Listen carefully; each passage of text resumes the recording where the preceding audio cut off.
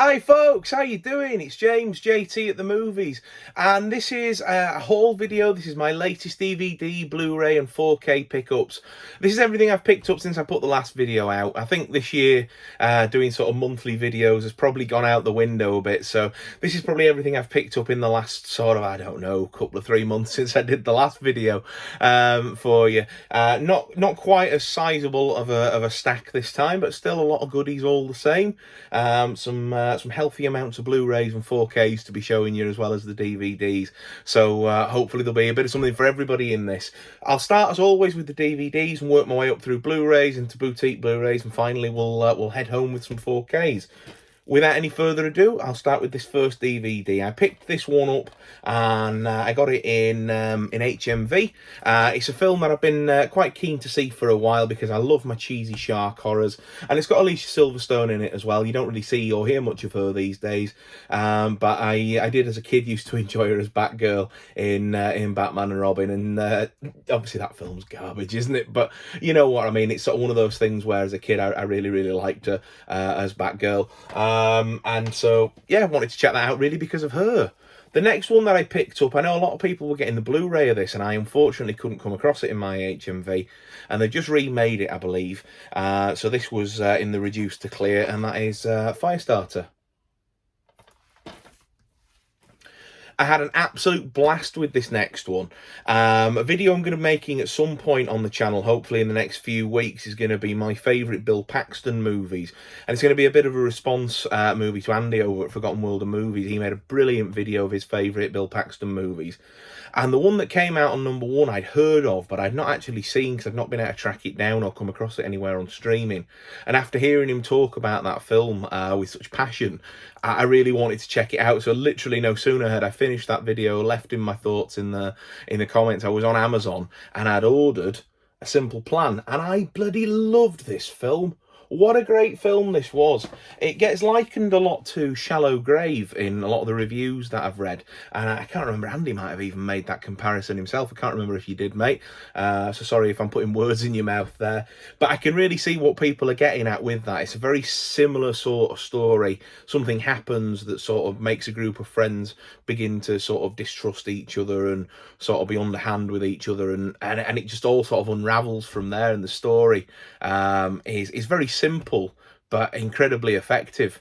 I really enjoyed it, and it's one that I can see myself coming back to quite regularly, even though I know where it's going to go and sort of where the twists and turns might be, which is the real mark of a good film. It's directed by Sam Raimi as well, which I didn't know until I got it. So that was a real interesting and good pairing for me. The next one, Laura's been on at me to watch this for months, actual months, and I think, oh, I will, I'll get round to it. We've got Disney Plus, and it's been one of them where I do like my Disney cartoons, I like my animation, but I've got to be in the mood for it, and I can't just sort of like put it on and just sort of let it wash over me sort of thing. I've got to be in the mood for Disney with all the sing songs and the happy clappy stuff. Anyway, we were in HMV and I saw this in the reduced section, and that is Encanto. And you know what? I regret waiting to watch this because, again, I bloody love this. I've seen it a couple of times now because she took it to the in-laws to watch with them after we'd been round for tea one night. So I saw it when me and her watched it, and then again with the in-laws very recently, and enjoyed it thoroughly both times. I will say I don't think that the grandmother quite had the arc that she needed to have to be sort of looked upon favourably at the end again. I think there was more that could have been done there, but I suppose that's what sequels are for, ain't it? The next one I picked up purely for the gentleman that's starring in it and have an interest in the subject matter as well, and that is James Stewart in the Glenn Miller story. I'll leave that one in for you, as Luke at Razor Wire would say. I picked this next one up purely to complete a collection. I know it's a reboot, but I'm still looking forward to seeing it anyway, and hopefully it'll be a bit of mindless fun, and that is the new Resident Evil film. Whilst on holiday in Wales, we stopped off in a charity shop and they had this film, and it was one that I'd seen sort of referenced on a TikTok of all places, and I went to go and look for it in my collection and didn't have it. And then when we were on holiday, I spotted it and remembered that I didn't have it, and that is Deepwater Horizon. So I'm looking forward to watching this one fairly soon. Do quite like Mark Wahlberg in his action movies. I picked this one up for a bit of childhood nostalgia. I know this film is absolute trash, but I'm really looking forward to revisiting Super Mario Bros.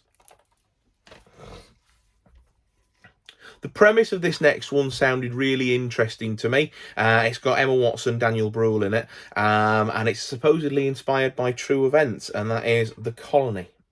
Never heard of this film until, I can't remember where I'd seen it referenced, but there was somewhere where I'd seen the film referenced, and I'm like, hang on, I've not heard of that before. So picked it up. It was £1.59 on Amazon. I'll soon be able to donate it to charity or whatever if it's if it's not one for me. This next one's a film again with Bill Paxton in it. I'm on a bit of a Bill Paxton kick at the moment.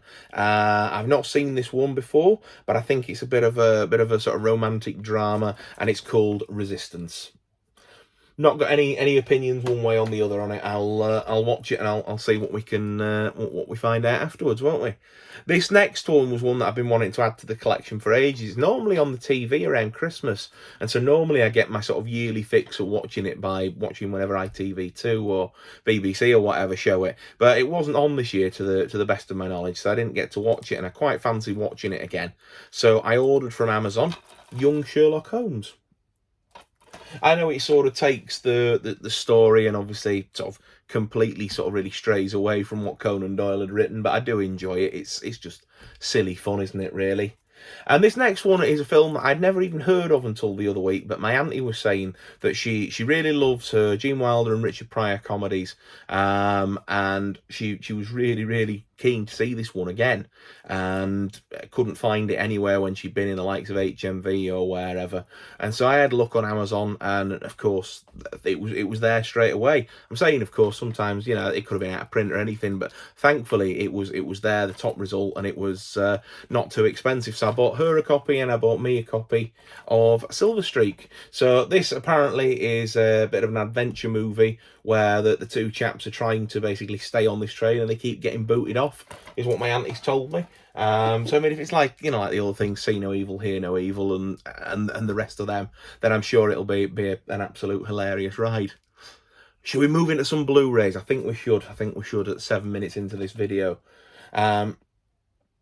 This one's Elegy. Got this in the Poundland. No idea what it's about. It was the cast that sold me. I didn't think this one would get a physical media release, and I'm quite glad that it has done, because whilst I don't mind streaming, I do prefer to have a physical copy, and that is Without Remorse with Michael B. Jordan. Got this one in Poundland as well, and that is Kevin Bacon in Cop Car. The synopsis and the fact that it's Kevin Bacon are what sold me on that. I got this one from Trade Me in Leeds, and being such a Bond fan as I am, I couldn't not really, and that is the Steelbook of GoldenEye. And it's obviously the film poster there, absolutely pristine condition. So I paid £17 for that, which to me, being a Bond collector, I was happy to pay and felt like a good deal. I've heard a lot of good things about this film as well, but I've yet to watch it, and that is The Guard. In the HMV sale, I was in Meadowhall the other day, and they had this Steelbook on sale, part of the, I'm not sure, is it the Japanese or the Chinese collection, where they put in the, whichever language it is, the translation of the titles as well. But it's a really nice Steelbook of the Hindenburg. I picked this one up, imported it from America, after seeing Jason's video, where he'd actually come across the video, not the video, sorry, the DVD of this in a charity shop for 25p.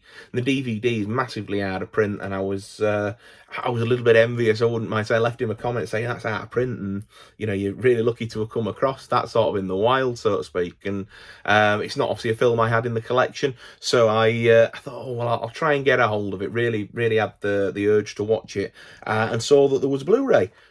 So I picked up The Island of Dr. Moreau. Now, this wasn't the case that it came in. It came in a blue case, but the case, unfortunately, didn't survive the journey, and was in pieces when we got here, with just basically the artwork holding it together. And for anybody who's got a really good memory, who's been on the channel for a while, you might remember about a year ago, I bought the sequel movie to The Phantom, where they do like the Phantom but set in the present day. And I bought the Blu-ray and it didn't work for some reason, so that was the case from that. And then obviously I got my replacement copy, which does work. So I had a spare purple case lying around, and I thought, do you know what? It'll work for that. We'll make it work. And then also in the HMV sale, I got Alien Nation, and I picked this one up basically because James Caan's in it, and I like James Caan. So I look forward to watching that one. And I'm still on holiday from work. I've still got another week and a bit off as of recording this video. So hopefully I'll get a few films watched this week and sort of work my way through this stack. Now I picked this next one up because I've had the DVD for ages. The DVD looks crap, really. Some DVDs hold up and some don't, as we all know. And it was in the sale, reduced, and that is Jean-Claude Van Damme in Black Eagle. This next one I picked up because it says it's the extended original cut, which I don't believe is the cut that I have on DVD. It's also a premium collection DVD, and also will nicely go in my Jackie Chan collection, and that is Mr. Nice Guy. This next one I was really happy to pick up. It was reduced on Amazon, so I jumped on it while it was there. And it is Bong Joon-ho's filmography, or most of his his big hits, if you like. Barking Dogs Never Bite, Memories of Murder, which is one I'm really looking forward to watching. The Host, which is a fantastic film. Snowpiercer, and Parasite, and then the black and white edition of Parasite as well. Really looking forward to delving into that box set soon. The next one is the Arrow Blu-ray release of Wild Things. This was one of my favourite sort of thriller movies, if you like, of the 90s, and one of the first DVDs I bought when I started collecting DVDs and expanding this collection. I actually bought it from a shop called That's Entertainment, which folk that have been collecting for some years might remember. They're now basically what Music Magpie is. But they used to have shops, and I bought the DVD from there, got it home, and then it was jumping all over the shop, couldn't watch it. And so thankfully they had another one in the shop, so I was able to swap it, and that was my experience with that, if you like. But yeah, that was one of the first DVDs I ever bought when I started collecting, so I'm really happy to upgrade that to Arrow and get that into my Arrow collection as well.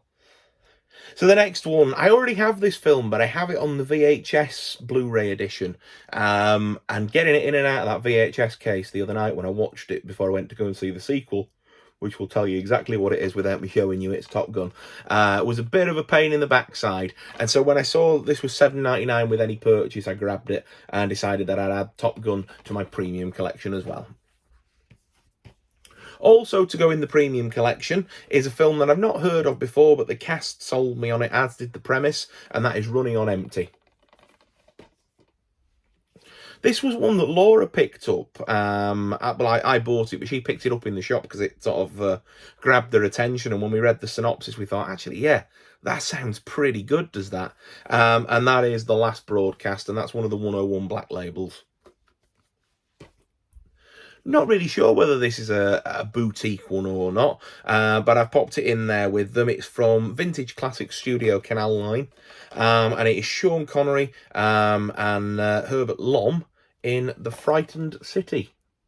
So I think this is one of the ones that he's sort of done just before he became James Bond in the early 60s. So it'll be interesting to see whether or not, sort of I can see Bond in the portrayal or not. Because I see Bond in pretty much everything he does after he's played Bond. But I've not watched much of him pre-Bond. So it'll be interesting to see whether or not the same things there, if you get what I mean. I'm rambling a bit today, folks, but hopefully you're enjoying the ramblings and enjoying the pickups as well. This next one that I picked up is the last boutique Blu-ray to show you, and it is the Johnny Mnemonic set that has just come out from 101 Films. This is an absolutely superb set, and if you want a closer look at it, jump back onto my channel, and a couple of videos back, you'll see that I've done an unboxing for this where I've shown you the book inside and the disc and the artwork and whatnot. This is a really great set, and I'm really happy to have this in the collection. So there we are, folks. That was the Blu-rays and the boutique Blu-rays. Let's move on now to some 4Ks. I've got 5 4Ks to show you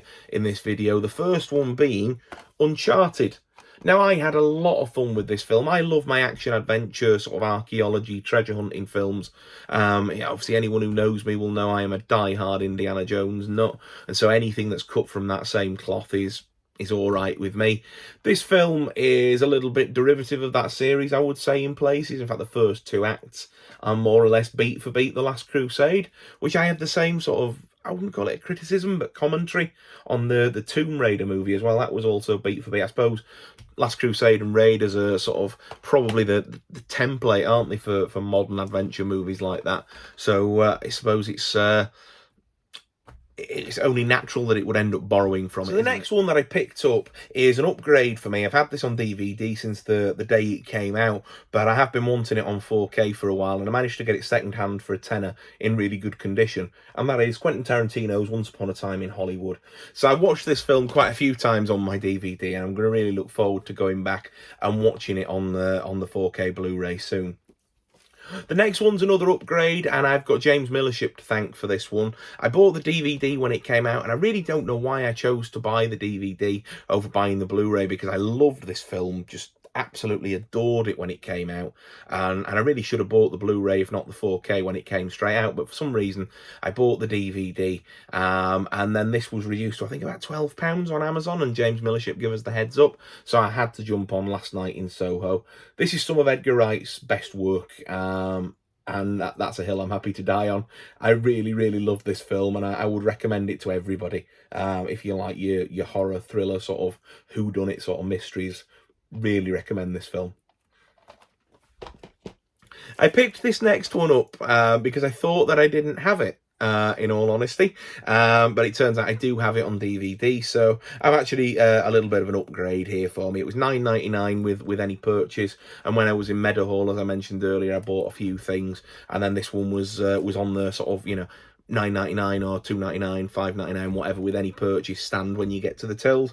And I picked up Tom Cruise and Morgan Freeman in Oblivion. The last 4K to show you, you'll have seen in the previous video released to this, I did a sort of a slightly more in-depth review of it, and talked about my thoughts on the film as well. An import from Amazon Italy, as it isn't out yet at time of recording in the United Kingdom, and that is The Batman from 2022. I absolutely love this film. This is a superb 4K. It looks absolutely the dog's doodahs on my TV, and as I said in my Batman review, my TV isn't the best TV, so I think, you know, with a really top-end 4K setup, this 4K is going to be one of those that you sort of put in your system to sort of show your friends and family what the medium can do. The film itself was a brilliant retelling of the Batman tale, and I'm interested to see where they go next with the sequels. So there we are, folks. That has been my DVDs, my Blu-rays, boutique Blu-rays, and 4K pickups since the last haul that I did. Probably, I would say, the last 2 or 3 months worth of pickups. So I'm quite happy with that. Quite a healthy little stack of movies there that I've been sort of watching through and have to watch through, as you've heard me mention. What are your thoughts on what I've picked up? Is there anything I should be getting to straight away, or any other recommendations that you might have for me? Don't forget to get involved in those comments down below so that we can have a natter about what I've talked about in the video, or anything else that you might want to chat about as well. If you've liked the video, don't forget to give it a thumbs up. Lets me and YouTube know that you like the video. And if you are new here, if this is the first time you see me, hello, nice to meet you. Please don't forget to subscribe. I'd love to keep you around for future videos, and of course it helps my channel to grow as well. Above all else, folks, take care of yourselves, and I look forward to seeing you really, really soon. Take care for now. Bye.